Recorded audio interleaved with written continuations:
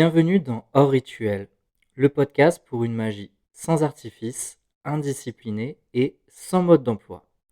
Aujourd'hui, dans cet épisode, ton rituel de protection ne sert à rien. Vous l'avez compris, on va parler de protection. C'est un des sujets que j'adore aborder dans le domaine de la spiritualité, de l'énergétique et de l'ésotérisme, parce que à la fois, c'est quelque chose qui pour moi est incontournable, c'est une base. La protection, la purification, l'ancrage, tout ça, ce sont 3 bases très importantes et en même temps, je trouve qu'on y trouve dans ce sujet-là, sur les réseaux sociaux notamment, un peu de tout et n'importe quoi et des choses qui ne sont pas dangereuses, mais qui peuvent vous empêcher, je trouve, de faire un travail en profondeur et j'avais envie d'aborder avec vous, ce sujet à travers le podcast Hors Rituel dans cet épisode.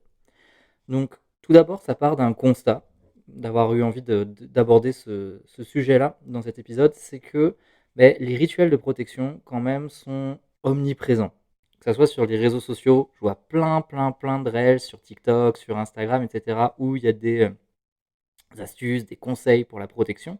Et il y a également énormément de livres qui sont faits sur la protection. Alors en soi, c'est pas un souci, hein, parce que c'est très bien qu'il y ait de la ressource, qu'il y ait de la data, qu'il y ait des informations sur la protection, mais je trouve que ça crée un petit peu un climat anxiogène. En fait, il y a même, je trouve, des discours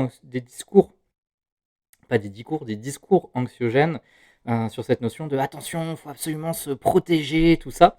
Et c'est pour ça que j'avais envie un petit peu de démêler ce qui est de l'ordre de la superstition et de ce qui est de la base dans le travail énergétique. Donc je vous spoil de suite, mon avis, c'est que la protection, elle est nécessaire. Je parle en spiritualité, mais pas que. Il y a besoin de se protéger quand on fait un travail spirituel, quand on fait un travail ésotérique, quand on fait un travail énergétique. La protection, je vais dire la production, la protection, c'est une base, c'est clair. Et d'ailleurs, on l'observe dans toutes les voies spirituelles, dans tous les courants, il y a toujours cette notion de protection. On fait des choses dans un lieu fermé, on se prépare avant de rentrer dans ce lieu et il y a des pratiques de protection quasiment dans toutes les, les spiritualités, même les cultures. Le nombre de cultures où on a des petits talismans qu'on met à l'entrée de la maison, il y a des rituels à faire à l'entrée de la maison, que ce soit à la maison physique, que ce soit à l'entrée du jardin, etc. On retrouve ce besoin de se protéger. Là où il faut faire attention, c'est quand toutes ces pratiques de protection, tous ces rituels de protection deviennent omniprésents et qu'on fait appel à la peur, qu'on fait peur aux personnes, qu'on les surcharge d'informations en mode fais ceci, fais pas cela, cette technique de protection elle est super puissante, celle-ci elle est nulle, etc. Et qu'en fait, on, au final, on ne comprend pas le fond de ce travail de protection. Souvent, en fait, j'ai remarqué que les personnes qui avaient le plus besoin de protection, c'était pas forcément des personnes qui faisaient un travail de protection énergétique ou quoi. Parce que voilà, par exemple, quand on est énergéticien, énergéticienne, c'est sûr que c'est important de se protéger énergétiquement. En fait, j'ai envie de dire, quand on est des soignants, quand on est des accompagnants, quand on est au contact des autres, c'est hyper important de se protéger sur le plan énergétique, hein. On peut très bien imaginer en fait qu'on a comme une bulle autour de nous, j'y reviendrai dans ce podcast, qui nous protège de l'énergie des autres parce qu'on serait comme une éponge énergétique. Et forcément, quand on est au contact de personnes qui sont en souffrance, des personnes qui déposent leurs problèmes, leurs problématiques, etc., il ne faut pas qu'on absorbe leurs émotions, en fait, hein. Avant tout, c'est très psychologique, hein. C'est l'émotion des personnes, la souffrance des personnes, etc. Ça veut dire qu'on doit être empathique sans complètement se synchroniser avec ces personnes. Moi, j'en sais quelque chose en tant que pharmacien. Je suis au contact d'une centaine de personnes par jour, dont des personnes qui sont malades, dont des personnes qui se livrent à moi, dont des personnes qui me posent des questions, qui me partagent leur intimité. Et donc, je dois me protéger énergétiquement, sans tomber dans une paranoïa. C'est juste, au final, être centré sur moi. Mais ce que j'observe, c'est qu'il y a des personnes qui ont un fort besoin de protection, alors qu'elles ne sont pas forcément dans cette pratique de l'énergétique. Et là, en fait, ce sentiment de protection, souvent, je trouve qu'il vient d'une insécurité intérieure, d'une instabilité, voire d'un chaos. Et là, c'est problématique parce que, en fait, les personnes vont être dans la recherche de pratiques de protection. Et si c'est votre cas, en fait, vous allez être dans la recherche de pratiques de protection, de soins énergétiques. Vous allez voir des énergéticiens, des énergéticiennes. Vous allez tester plein de rituels, etc. pour essayer non pas du coup de vous protéger énergétiquement, non pas de vous protéger d'entités extérieures, mais pour venir au final combler une forme d'insécurité, une forme d'instabilité, un chaos que vous avez en vous. Ce chaos qui est lié à vous-même, qui vient pas de l'extérieur, qui est lié à vos failles, à vos blessures, à votre histoire. Et là, la protection, elle va servir à rien. Et ce qui veut dire que au final, vous vous sentez en insécurité, vous avez le sentiment de devoir vous protéger. Donc là, vous allez vous tourner vers la spiritualité, l'énergétique, l'ésotérisme pour vous protéger. Sauf qu'en fait, le problème de base n'est pas spirituel. Le problème de base n'est pas énergétique. Il n'est pas lié à quelque chose d'ésotérique. Le problème de base est lié tout simplement à vos blessures, à vos failles. Et dans ce cas-là, la protection, ou en tout cas le besoin de protection plutôt, c'est un symptôme. Ça devient un symptôme parce que vous rentrez dans une hypervigilance en mode ah attention, il faut que je fasse attention à toutes les énergies, etc., etc. Vous avez un sentiment aussi d'attaque permanente. Ah, je suis trop sensible aux énergies. Ah là là, j'ai pris toutes les énergies de tout le monde. Ah, j'ai pris les énergies du lieu, etc. Et puis vous devenez aussi dépendant aux outils, c'est-à-dire ah ben si je porte pas mon bracelet, si je porte pas mon pendentif, si je fais pas mon rituel, je me sens pas protégé. Et là, au final, votre besoin de protection, il cache quelque chose de plus profond. Il cache un sentiment d'insécurité, une instabilité, une faille à l'intérieur de vous. Donc là, on n'est plus sur le domaine de la psychologie, on est plus sur le travail de l'émotionnel et de vous poser cette question, pourquoi je me sens autant en insécurité? Est-ce que c'est une insécurité qui est due à l'extérieur? C'est-à-dire que si je suis dans un lieu qui n'est pas soutenant, si je suis dans un couple qui n'est pas soutenant, si je suis dans un travail où les personnes autour de moi ne sont pas bienveillantes, si mes amis, mon groupe d'amis ne sont pas bienveillants, etc., forcément, je vais me sentir en insécurité. Donc là, c'est la faute de l'extérieur. Ça veut dire qu'il faut changer de lieu de vie, il faut changer de couple, ou il faut changer des choses dans le couple. Pareil, il faut changer de groupe d'amis, ou il faut changer de choses dans le groupe d'amis, ou il faut changer de travail, ou il faut changer ce qui se passe dans le travail. Mais là, ça ne servira à rien de porter des cristaux, de faire des rituels de protection, de dessiner des talismans à tout va, etc. Parce qu'en fait, là, c'est l'extérieur qui vous met dans une très forte insécurité. Ou inversement, vous pouvez avoir un sentiment d'insécurité, mais qui est lié à quelque chose à l'intérieur de vous, parce que, je sais pas, c'est un peu de la psychologie de comptoir, mais imaginez quand vous étiez petite ou petit, un de vos parents vous a mis énormément en insécurité pour X ou Y raison, forcément vous avez cette insécurité à l'intérieur de vous, et vous aurez beau faire tous les rituels de protection, vous ne vous sentirez pas protégé. Donc là, il y a une forme de dépendance qui peut venir parce que vous ne réglez pas le problème de fond, qui est soit une cause exogène, extérieure, soit quelque chose d'endogène qui est propre à votre histoire. Ok. Et là, je suis désolé, visualiser un cercle, porter une pierre ou allumer une bougie, ça va vous aider un petit peu, mais ça va vous empêcher surtout de faire le travail de fond. Ok. Donc encore une fois, là, la question, c'est pas de se dire est-ce que ça existe ou pas, les énergies extérieures qui peuvent nous mettre à mal. Je le redis et je le pose ici, moi j'y crois. Je suis convaincu qu'un lieu peut nous porter atteinte énergétiquement. Je suis convaincu qu'une personne peut nous porter atteinte énergétiquement de manière consciente ou inconsciente, volontaire ou involontaire. Je suis convaincu que des situations peuvent nous atteindre aussi énergétiquement. Je suis convaincu que des situations peuvent aussi nous atteindre énergétiquement. Et je suis convaincu également qu'il existe des entités, des forces de la nature, des forces de l'univers, de l'énergie, de l'énergétique, qui peuvent nous mettre à mal. Et donc pour tout ça, il y a besoin de protection. Mais la première des protections pour moi, elle est naturelle. C'est-à-dire que selon moi, de base, notre corps physique, notre structure énergétique, notre présence à nous-mêmes peuvent nous permettre d'être protégés contre 80% des énergies.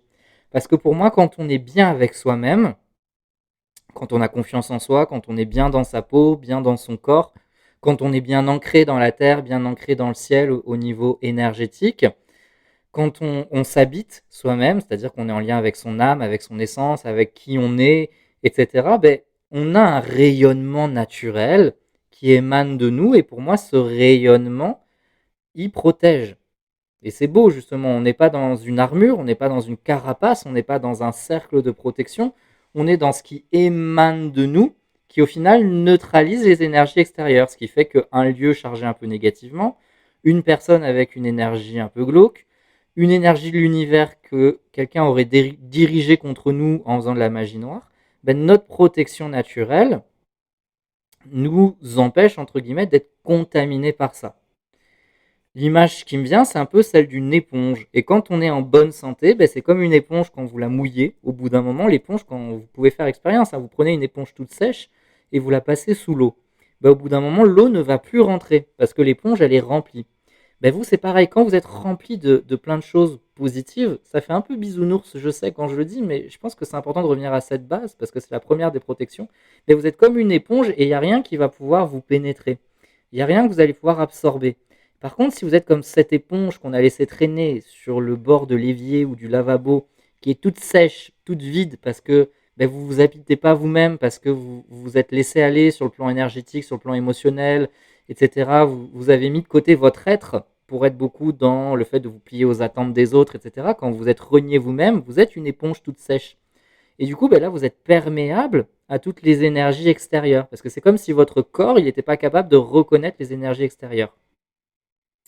Ça me fait beaucoup penser à mes cours d'immunologie à la fac. Désolé, j'y reviens souvent, mais pour décrire le système immunitaire, on parlait du soi et du non-soi. Le soi, ce sont nos cellules, c'est notre ADN, c'est tout ce qui nous appartient à nous.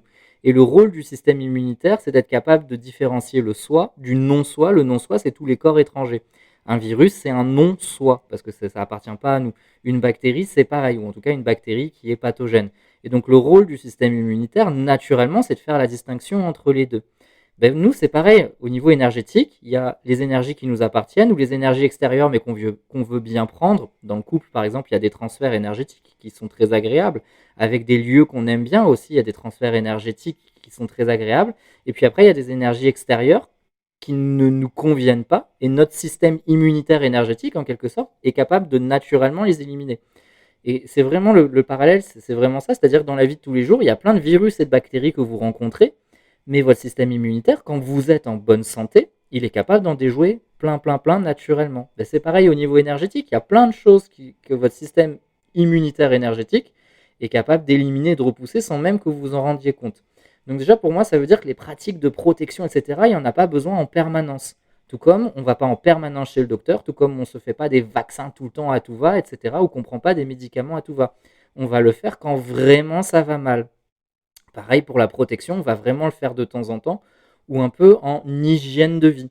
Tout comme vous avez une hygiène de vie biologique, vous mangez équilibré, vous vous lavez les dents, vous prenez des compléments alimentaires, vous faites un peu de sport, vous marchez, vous prenez le soleil, tout ça, ça va faire que votre corps il marche bien, que votre système immunitaire il marche bien. Ben, c'est pareil au niveau énergétique, on fait des petites pratiques énergétiques pour s'entretenir parce qu'après les choses sont faites naturellement. Donc vous n'avez pas besoin de porter 10 bracelets en œil de tigre, 5 pendentifs avec un pentacle. Vous n'êtes pas obligé de faire des rituels de protection à tout va, ni d'être dans la paranoïa des énergies négatives, parce que moi j'en ai eu des personnes en stage qui disaient ah, je sens pas cette énergie, machin. Naturellement, si vous êtes en forme, il y a une élimination qui se fait. Après, malheureusement, parfois on n'est pas toujours au top, comme physiquement, parfois on n'est pas toujours au top, ben on se chope une bonne grosse saloperie.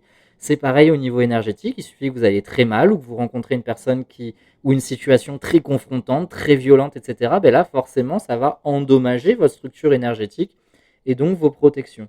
Ok. Et donc là, on va être sur utiliser un rituel de protection qui va faire du bien.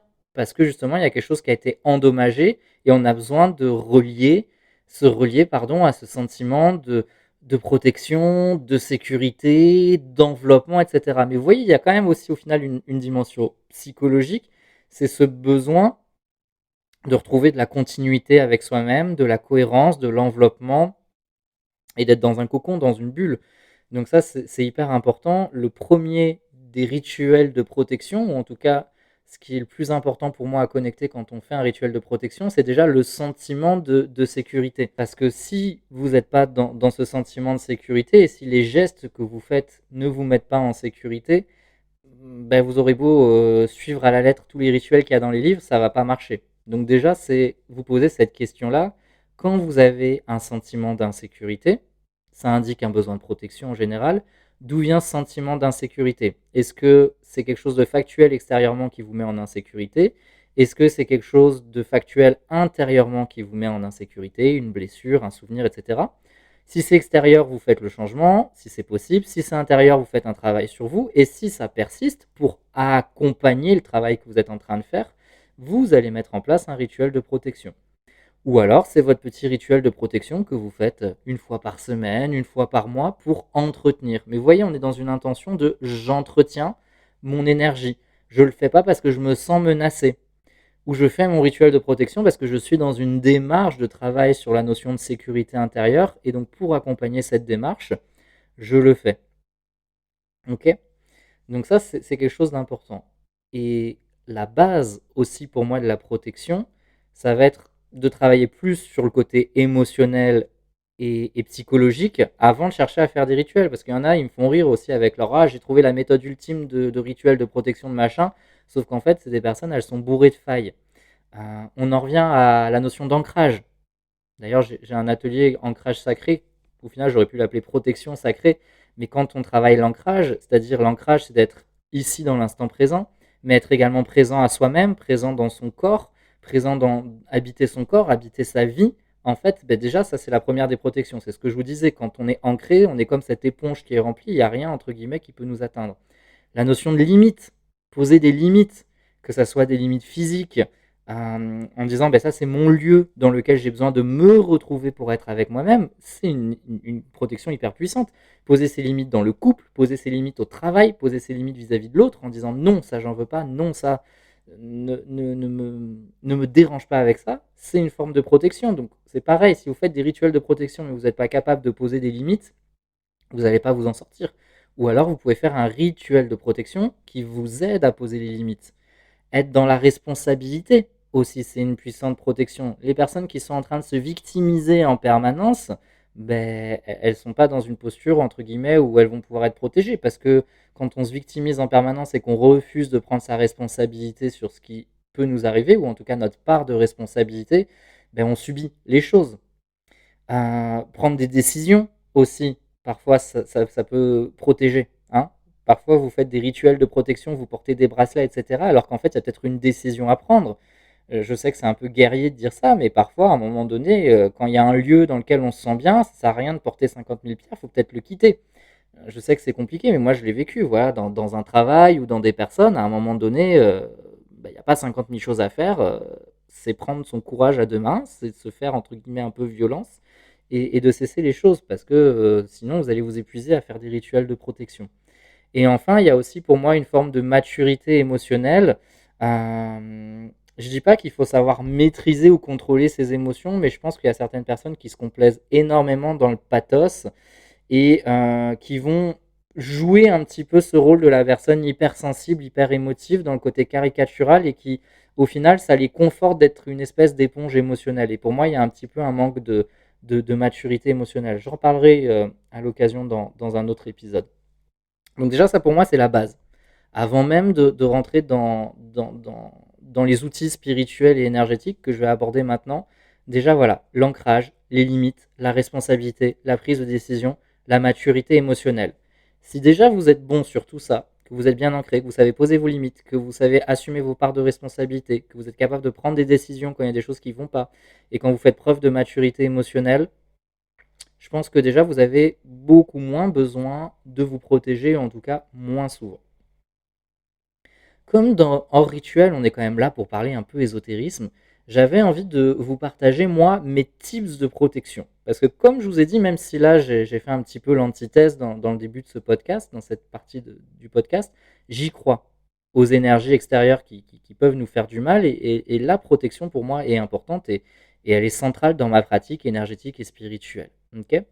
Donc, je vais revenir un petit peu sur toutes les différentes choses qu'on peut activer en termes de protection. Ce n'est pas une liste exhaustive. Là, je vais vous parler de mes tips de protection. Et je vous rappelle une chose, c'est que pour moi, tout rituel ne sera puissant qu'à condition que vous le comprenez, que vous comprenez d'où ils viennent, et surtout que ça vous parle en termes de sensibilité, esthétique, émotionnelle, culturelle, etc. Et c'est pas parce que vous voyez un tuto sur Instagram où la personne elle souffle de la cannelle devant sa maison que vous le faites, que ça va forcément vous apporter protection. Parce que si vous savez pas pourquoi c'est la cannelle et pas une autre plante, si ça vous parle pas, c'est pas parce que vous allez appliquer le rituel à la lettre que ça va marcher. Donc le plus puissant des rituels de protection déjà, c'est celui qui vous fait vibrer, qui rentre en résonance avec votre esthétique, votre univers, votre personnalité. Ok. Donc moi là, je vais parler un petit peu de plein de petites choses à activer. Quand on pense protection en termes de plantes, il y en a une qu'on retrouve quand même très souvent et qui fait plutôt consensus en Europe, hein, parce que là, moi, je vais vous parler de choses qui m'appartiennent en tant qu'Européen, en tant que Français. Je ne suis pas allé chercher dans des rituels de protection sur d'autres continents. Eh bien, une des plantes associées à la protection, c'est beaucoup le romarin. Le romarin, c'est vraiment une plante qu'on associe à la protection, de juste par exemple brûler du romarin, faire une fumigation à base de romarin, donc brûler du romarin comme de l'encens. C'est déjà un rituel de protection. L'énergie du romarin va protéger. Vous pouvez aussi couper des branches de romarin, les faire sécher et les suspendre chez vous. Et il y a une notion de protection. D'ailleurs, petite parenthèse, j'adore moi cette notion de protéger son foyer. Non pas en mode ah, mon foyer va être assailli de plein de mauvaises énergies, mais je trouve qu'une des façons de prendre la place dans son chez-soi et dire c'est chez moi, même si c'est en location par exemple, c'est de faire au moins une fois une pratique de protection. Et donc par exemple, couper du romarin, le faire sécher et le suspendre chez vous, suspendre plusieurs branches de romarin, ou vous pouvez faire comme un bâton de romarin, et le suspendre chez vous, c'est dire je prends ma place chez moi, c'est mon cocon, c'est l'endroit où je suis bien, donc je veux qu'à cet endroit-là, il n'y ait pas des énergies extérieures qui viennent m'envahir. Vous voyez, quand je parle de limite, c'est aussi ça. Et ce qui fait que quand vous allez être chez vous, il y a ce ressourcement qui va avoir lieu. Donc le romarin, vraiment protection plus plus plus. D'ailleurs, c'est marrant. Vous savez que donc, je suis docteur en pharmacie et j'ai fait ma thèse sur les parfums. Et en 1370, il y avait un parfum qu'on appelait l'eau de la reine de Hongrie. Donc c'était une distillation de romarin. Et cette eau de la reine de Hongrie, on lui prêtait plein de vertus, notamment la protection du mal, parce que la légende raconte que la reine de Hongrie, elle en buvait, elle s'en mettait de cette eau de la reine d'Hongrie, c'est pour ça qu'elle s'appelle comme ça, donc distillation de romarin. Et cette reine de Hongrie, en 1370, elle paraissait 30 ans, alors qu'elle en avait 70 ans. C'est une légende, mais vous voyez, le romarin, il est lié quand même à quelque chose qui protège. Bon, maintenant, on sait que dans le romarin, il y a des composés qui luttent contre le stress oxydatif, etc. Donc, c'est pas anodin. Toujours un petit peu dans les plantes, il y a un autre parfum célèbre à travers l'histoire, c'est ce qu'on appelle le vinaigre des 4 voleurs, donc qui était un mélange de différentes plantes. Donc ce vinaigre des 4 voleurs, il aurait été inventé en 1630. C'était pendant une épidémie de peste à Toulouse. C'était des cambrioleurs en fait qui s'enduisaient de ce vinaigre, d'où le nom de vinaigre des 4 voleurs. Et ce vinaigre, en fait, avec toutes les plantes qu'il y a à l'intérieur, ça les aurait protégés de la peste. Et donc c'est pour ça qu'ils ont pu se balader dans toutes les maisons où il y avait plein de morts et ne jamais attraper la peste.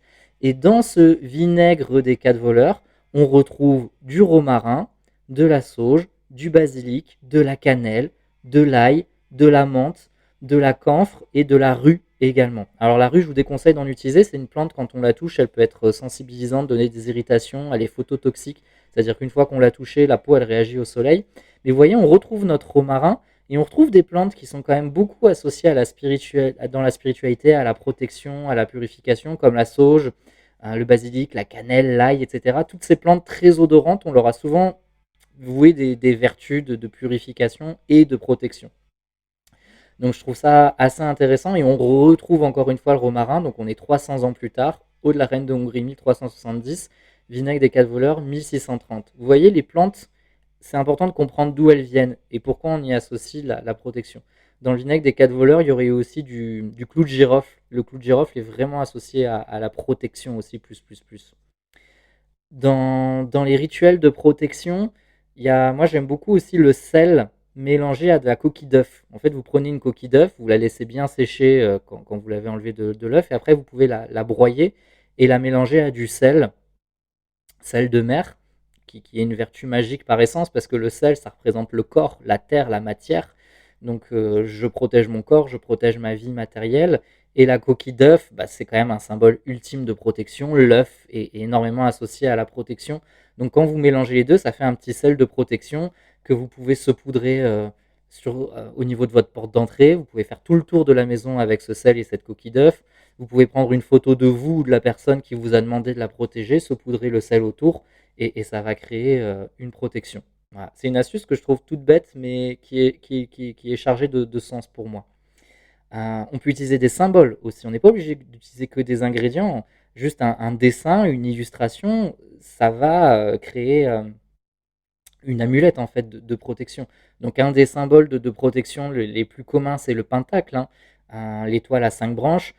C'est un gros symbole de protection. Bon, la religion a essayé de diaboliser ça en disant c'est symbole du mal, mais à la base, c'est un symbole de protection. Le chiffre 5, c'est le rayonnement, c'est la puissance. Ça revient un peu à cette notion, comme je vous disais au départ, de quand on est bien avec soi-même, on rayonne. Ben, l'étoile à 5 branches, ça fait un peu ce rayonnement-là. Donc vous pouvez très bien porter une étoile à 5 branches, dessiner sur une porte d'entrée une étoile à 5 branches, dessiner dans l'air une étoile à 5 branches, la visualiser, la dessiner sur un bout de papier que vous portez dans un petit sachet, que vous portez dans votre poche. C'est une protection. Et après, on peut complexifier les choses. Je dessine mon étoile à 5 branches que je mets dans un sachet, je rajoute un peu de romarin, je rajoute un peu de sel avec de la coquille d'œuf et ça me fait une amulette que je peux porter sur moi. Au passage, souvent, on entend amulette ou talisman. Quelle est la différence? Une amulette, ça sera toujours un petit objet, un bijou, etc., qui apportera protection, forcément.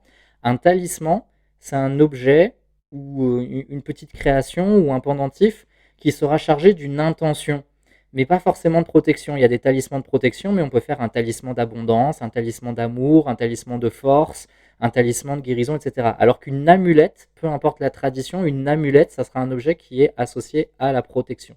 Donc si on est rigoureux, un talisman de protection, c'est une amulette. Donc un talisman peut servir à la protection et à d'autres choses. Une amulette, elle, ne sera que de protection. Voilà, c'est juste un petit langage par rapport à ça. Un autre symbole de protection qui est beaucoup utilisé en Europe, qui nous vient plus des Vikings, puisque c'est les runes, c'est la rune Algiz. Algiz, je ne sais jamais trop comment prononcer. Vous pouvez taper sur Google. C'est un trait droit et ensuite il y a 3 petits traits qui partent. On a toujours cette notion de je suis ancré et après il y a 3 rayonnements dans les 3 directions. C'est un symbole de protection, donc que vous pouvez prendre seul ou complexifier avec vos rituels. Euh, Ensuite, on a en lithothérapie, il y a une notion aussi de protection. Alors, si on veut être rigoureux, les pierres, elles n'apportent pas une protection en soi dans le sens, c'est pas des boucliers.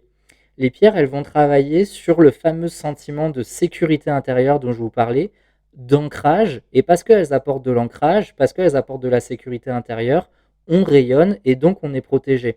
Mais ce mythe de la pierre là qui renvoie les énergies en mode l'œil de tigre, qui renvoie l'énergie à l'envoyeur, etc., c'est un petit peu naïf comme vision. Moi, je préfère dire que la pierre, en fait, vous fait travailler vous, et parce que vous êtes bien, vous êtes protégé.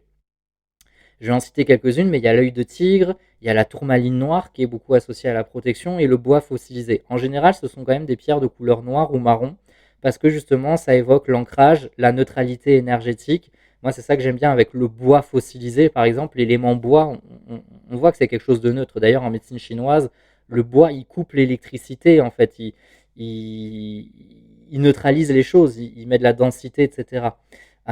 Donc, il y a cette notion de stabilisation avec le bois fossilisé. Ensuite, pour moi, il y a la notion de, comme c'est fossile, ça dure dans le temps. Et donc, il y a cette sagesse du temps qui est là pour nous solidifier. La tourmaline noire, moi, j'aime beaucoup parce qu'il y a cette notion de retour à la terre. C'est comme si c'était la prise de terre. Et à titre d'exemple, chez moi, j'ai fait un gros rituel où j'ai pris des tourmalines noires, je les ai bénies, etc. Et ensuite, je les ai disposées dans tous les coins de ma maison. Donc, en fait, j'ai plein de petites tourmalines noires chez moi pour protéger mon foyer. Ça, je l'ai fait en lien d'ailleurs avec la planète Saturne. En astrologie, la planète Saturne, c'est un énorme symbole de protection. Pourquoi? Parce que Saturne, elle est entourée d'un anneau. Donc c'est la planète de la limite. Dans mon livre, La magie des planètes, je vous transmets un rituel d'ailleurs de protection en lien avec Saturne et la tourmaline noire. Si on veut aller plus loin, je trouve que les pierres, tout simplement juste des vieilles pierres. Moi, je sais qu'avec ma grand-mère, quand j'étais petit, on se baladait souvent dans les vignes, dans le Beaujolais, et on a ramassé des fossiles, mais aussi des belles pierres que je trouvais belles, que j'ai encore. Et je trouve que c'est des gardiennes, en fait, les pierres. Et juste de les mettre dans mon bureau, où j'ai mon hôtel, où je fais mes soins énergétiques, mes soins chamaniques, mes consultations, tout ça, j'ai bordé tout mon espace avec des grosses pierres, gratuites, du coup, que j'ai pas payées. C'est pas des cristaux de roche, de machin, de trucs. Et juste ça, je trouve que c'est une protection parce que les pierres, c'est des gardiennes, elles sont reliées à la Terre, elles sont là depuis longtemps, elles étaient là avant nous, elles sont issues parfois du volcanisme, des dorsales océaniques, etc. Et donc je trouve qu'il y a beaucoup de puissance. Enfin, comme outil le plus simple, le plus accessible pour la protection, C'est la visualisation. Le fait de visualiser une énergie qui viendrait vous protéger, visualiser un cercle autour de vous, visualiser une bulle qui vous entoure, visualiser un animal qui viendrait vous protéger, visualiser les énergies, c'est la plus grande des protections. On le sait que, juste psychologiquement, on sait que parfois visualiser des choses, ça change des choses dans le cerveau. D'ailleurs, il y a des personnes qui, pour s'entraîner, vont se visualiser en train de faire ce qu'elles doivent faire comme manip, parce que les neurones ils sont en train de se créer. Donc pareil, si vous vous répétez que vous êtes en sécurité, si vous visualisez un lieu de sécurité, vous visualisez une bulle, ça va vous sécuriser. Et énergétiquement, une des croyances, c'est que quand on visualise quelque chose, ça s'active. Donc si je visualise une bulle qui m'entoure, ça active peut-être une bulle d'énergie autour de moi. Donc la visualisation, c'est top aussi comme protection. Moi, j'avoue qu'à la pharmacie, parfois, quand je sens que quelqu'un est en train de m'envahir énergétiquement parce que c'est une personne agressive, parce que c'est une personne qui a besoin de lâcher beaucoup de choses, un peu comme si elle sortait ses poubelles en se confiant à moi, bah déjà je m'ancre dans la terre, hein, j'ancre mes pieds dans la terre pour faire un continuum avec la terre pour que l'énergie elle circule, hein, comme l'électricité. Je vais visualiser cette bulle qui m'entoure. J'ai peut-être un ou deux bracelets aussi quand je suis au contact du public, j'avoue. Et ensuite, je vais me retirer en moi-même, comme si je prenais toute la place en moi pour être cette éponge remplie pour que les énergies de la personne ne viennent pas me parasiter. Je fais un petit mouvement de recul aussi, comme si je m'appuyais contre quelque chose qui n'existe pas, mais je visualise comme si j'étais appuyé. Parce que vous savez, quand on a le dos qui est appuyé contre quelque chose, on se sent plus fort quand on prend appui. Donc voilà, moi j'utilise comme ça la visualisation dans le quotidien. Et puis ensuite, vous avez le cercle. Le cercle, c'est quand même le plus beau et le plus universel, je trouve, des symboles de protection. Moi, à la maison, j'ai des tapis en forme de cercle, j'aime bien m'y mettre. Quand je fais un rituel, je dessine un cercle dans l'air où je vais mettre des bougies en forme de cercle autour de moi, où je vais mettre de la poudre en forme de cercle. Je visualise souvent des cercles, je dessine souvent des cercles. Dans mon jardin, j'ai mis un cercle avec des pierres aussi parce que je trouve que c'est un très beau symbole de protection. Quand on fait un cercle à plusieurs aussi, c'est quelque chose qui pour moi, est un beau et puissant symbole de protection. Donc voilà, je voulais pas vous faire un cours magistral et tout vous détailler sur la protection, mais je voulais que vous compreniez un petit peu les bases de cette protection et j'avais envie de vous partager ces petits rituels, ces petits tips de protection que moi j'active au quotidien. Et voilà. Après, clairement, moi, comment ça se passe? Dans ma maison, j'ai pas le besoin de renouveler souvent, on va dire, la protection énergétique. Quand j'ai emménagé ici, là où je vis actuellement avec mon compagnon, j'ai fait un bon gros rituel de protection avec les tourmalines, tout ça.